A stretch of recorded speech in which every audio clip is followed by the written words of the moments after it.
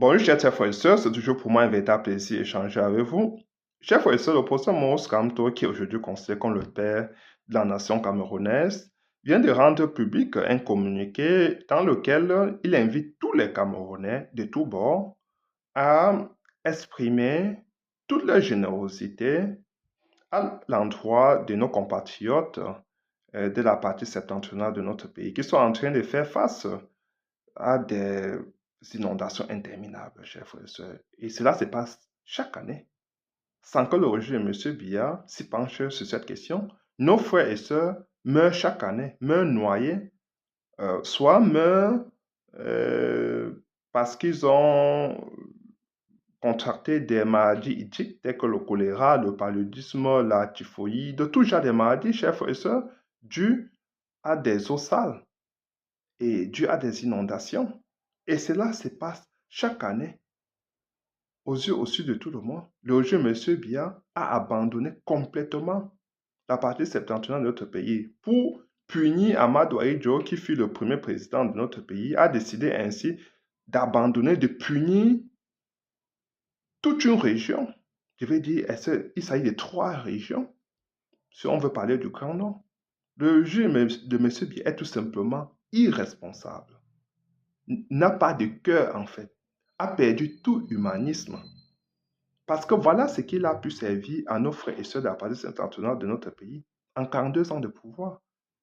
Dois-je vous rappeler, chers frères et sœurs, que ces 3 régions sont les régions les plus pauvres au Cameroun? Déjà parce que, déjà parce qu'elles ont le taux d'analphabétisation le plus élevé, mais aussi parce que ces populations sont en manque de tout. Elles n'ont pas accès à de l'eau, pour ne pas dire l'eau potable, c'est-à-dire l'eau pour faire leur agriculture. euh, il n'y en a pas. Ces populations n'ont pas accès à l'électricité, n'ont pas accès à des routes bitumées. Il n'y a pas de routes. Le régime M. Biya a laissé toutes les routes se dégrader. Aujourd'hui, je vais dire, pour arriver dans le Grand Nord, il vous faut faire même 2 jours de voyage pour parcourir quelques kilomètres. Voilà ce que ce régime a pu servir à nos frères et sœurs du Grand Nord. Dois-je vous dire que, et les images défilent tous les jours devant vous, que les enfants s'assoient à main le sol pour prendre des cours dans des écoles en paille, où généralement on trouve un seul maître qui est en train de faire cours dans toutes les salles de classe. Donc les enfants sont exposés à tout genre de maladies, et soleil, à tout genre d'intempéries. Ce sont des oubliés de notre pays, de notre société, chers frères et sœurs. Ça fait pleurer.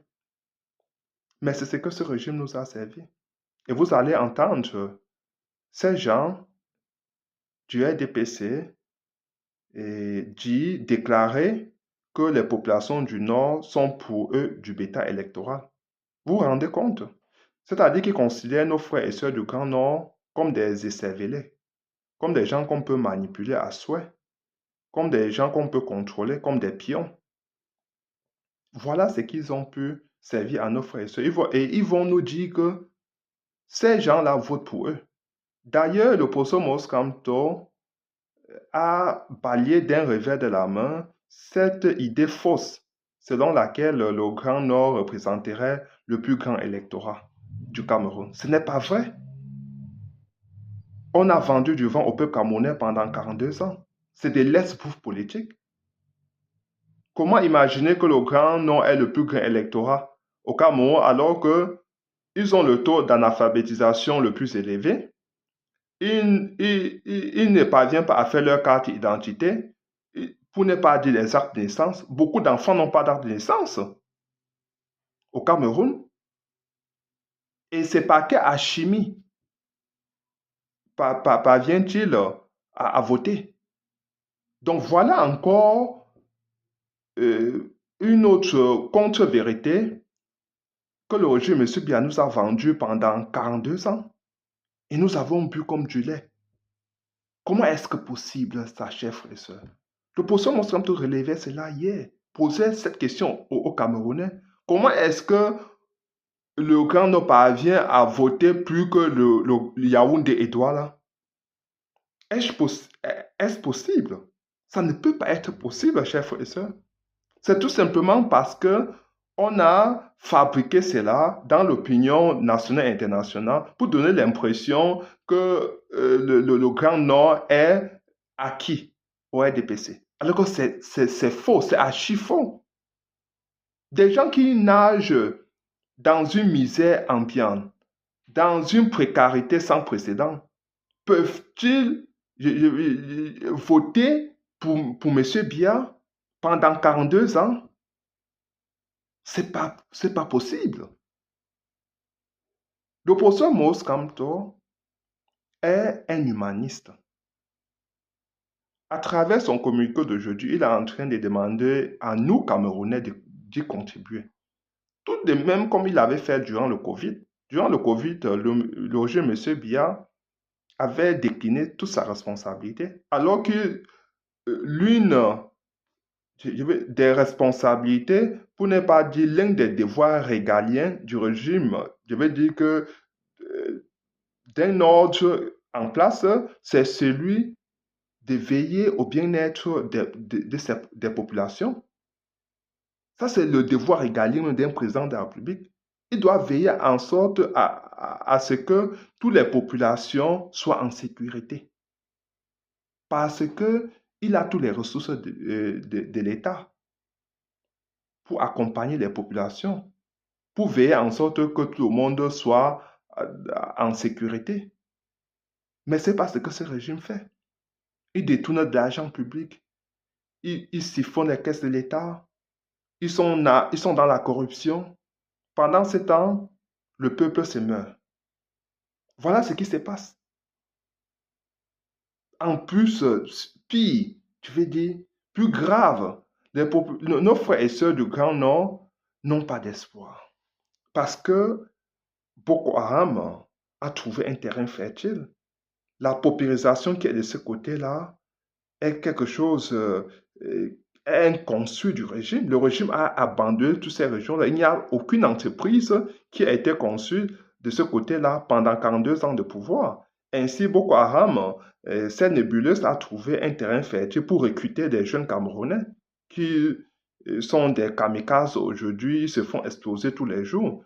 Parfois même, c'est eux-mêmes qui se retournent contre leurs propres frères au Cameroun. Vous avez vu des incursions de Boko Haram dans le Grand Nord qui font beaucoup de victimes, sans que ce régime de bronche, je veux dire, l'armée essaie de faire ce qu'elle peut de ce côté-là, mais ça ne suffit pas. Pour arrêter cela, il faut tout simplement, je veux dire, assainir cet espace-là, construire les entreprises, construire les écoles, pour que les enfants aillent à l'école, pour que des jeunes puissent trouver du boulot. Si rien n'est fait, la situation ne va que s'empirer. Parce que on dit souvent, quand on veut y apporter des solutions à un cas critique, sérieux, comme celui dont nos frères et sœurs font face aujourd'hui, c'est-à-dire les inondations, il faut toujours se poser des questions. Quelle est la source de ce problème? Pourquoi est-ce qu'en 42 ans de pouvoir, il y a eu des inondations chaque année et ça ne s'est jamais arrêté? Pourquoi? Qu'est-ce qu'on aurait dû faire? Qu'est-ce qu'on peut faire aujourd'hui? Je vous dis que aujourd'hui, la réponse est simple. Il faut un changement de leadership au sommet du Cameroun. Voilà ce qui peut aider le Cameroun aujourd'hui. Parce que on parle des inondations dans le Grand Nord, mais il y a des inondations à Douala. Aujourd'hui, il y a même des inondations à l'ouest. Il y a des inondations même à Yaoundé, partout. Le pays est en train d'aller à volo, chers frères et sœurs. Réveillons-nous.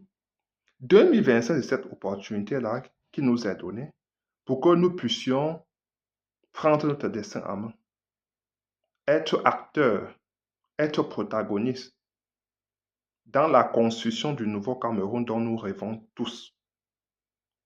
2025, c'est cette année-là, c'est l'année du changement. l'année de la responsabilisation des Camerounais. Nous devons être responsables en 2025. Ça veut dire que nous devons prendre le, je vais dire que le buffle par les cornes, le taureau par les cornes, affronter notre dessein en y faisant une seule chose. Une seule chose qui peut être divisée en 3 étapes, qui peut être déclinée en 3 étapes. S'inscrire massivement sur ce territoire pour ceux qui ne l'ont pas encore fait. À partir du 1er janvier 2025, vous pourriez le faire. Votez massivement le professeur Mons Kamto et être prêt à défendre votre vote. Quand il dit être prêt à défendre votre vote, ça veut dire quoi? Ça veut dire que vous n'allez rien casser, mais nous n'allons rien casser, mais nous devons sortir par milliers, remplir toutes les rues du Cameroun pour que le régime de M. Biya libère le plancher, pour qu'il soit au village. Voilà ce que nous devons faire. C'est la seule recette que nous avons, chers frères et sœurs. Parce que l'opposition Mons Kamto l'a indiqué à plusieurs reprises, il n'a pas d'armée, il n'a pas de milices, il ne compte sur aucun pays occidental pour arriver au pouvoir. Il veut être l'émanation du pouvoir, il veut avoir les coudées franches pour servir les intérêts du peuple camerounais. Parce que s'il arrive au pouvoir par le concours de la France, il ne servira plus les intérêts des Camerounais, il servira les intérêts de la France. C'est à ce titre, chers frères et sœurs, que l'opposition Mons Kamto se bat pour servir les intérêts, uniquement les intérêts du peuple camerounais. Donnons-nous cette chance-là de nous libérer finalement du joug colonial et du joug dictatorial en même temps, avec un seul homme. Parce que le professeur Mons Kamto incarne non seulement le nationalisme camerounais, vu dans l'esprit positif, parce que souvent, le nationalisme est connoté négativement. Donc, on parle de nationalisme, ça veut dire que c'est le détestement des autres, la détestation des autres. Non, non, non. Ce n'est pas le haïssement des autres, mais c'est l'amour pour soi. Ça, c'est le nationalisme camerounais. Et le panafricanisme aussi. Quand le professeur Mons Kamto nous dit, immédiatement après son accession au pouvoir, il ira rencontrer ses pairs pour qu'ils s'assoient et discutent comment faire, discutent sur le comment mettre en place des institutions panafricaines. Ça, c'est la vision de professeur Mons Kamto. Ça veut dire qu'il y aura déjà un embryon du panafricanisme va commencer à naître. Ça sera plus du bavardage, mais ça sera du pragmatisme, du réalisme. Ça, c'est le professeur Mons Kamto. Chers frères et sœurs, donnons-nous cette chance d'avoir un homme de cette personne, de cette étoffe à la tête de notre pays. Et nous ne le regretterons jamais. Chers frères et sœurs, donc, allons contribuer massivement pour accompagner nos frères et sœurs du Grand Nord. Comme ça se passe sous d'autres cieux. Regardez, aux États-Unis, quand certains Américains font face à des inondations ou bien à des feux interminables, à toutes sortes de problèmes, qu'est-ce qui se passe? Tout le monde se met ensemble pour les accompagner. Je veux dire pour les soulager. Et chacun exprime sa générosité comme il peut. Et il n'y a plus de distinction entre républicains et démocrates, musulmans, chrétiens, noirs, blancs, ou bien je ne sais pas quoi. Il n'y a guerre, non. Tout ce que les Américains, ils ont leur façon là de faire et vous voyez comment ils se soutiennent. Ils se soutiennent. Ça veut dire qu'ils oublient leur discrimination. Ça veut dire que pour ceux-mêmes qui n'aimaient pas les gays, vous allez les voir, ils vont soulager tout le monde, sans distinction, je veux dire. Parce que on peut ne pas partager cela, mais ça reste que ce sont les êtres humains. Ça veut dire qu'il y a des inondations au Cameroun, indépendamment de notre affiliation, je vais dire, politique, nous devons accompagner les autres, tous ceux qui sont dans la douleur, qui souffrent. Pas comme le jeu, M. Bia, qui laisse les populations dans les régions je vais dire qui laisse la guerre prévaloir toujours dans les régions du nord et du sud-ouest. Alors qu'Opposition Moscato propose des solutions depuis pour arrêter cette guerre-là. Mais vous allez les voir fêter alors que nos frères et sœurs font face à une guerre. Nos frères et sœurs ne peuvent pas vaquer librement à leurs occupations. Ils sont tétanisés à la maison. Mais vous voyez les turfeurs du régime, monsieur Biafété tous les jours. On se demande bien ce qu'ils fait. L'opposition monstre ne peut pas accepter qu'il y a une maison qui a pris feu et que nous soyons en train de fêter. Non, il dit d'abord, allons d'abord éteindre le feu là. Donc ici, je lance un appel aux gens du MDPC, du MSC, tout le monde, société civile, tout le monde. Allons d'abord soulager nos frères et sœurs du Grand Nord. Après, asseyons-nous pour remettre au centre nos différentes politiques et toute autre considération qui nous divise. Mais allons d'abord pour cette cause noble qui est celle de soutenir et de sortir des populations du Nord dans cette tragédie qu'elles sont en train de vivre depuis quelques semaines déjà. Ok, chers frères et sœurs, partagez maintenant cette vidéo et surtout abonnez-vous. Ciao.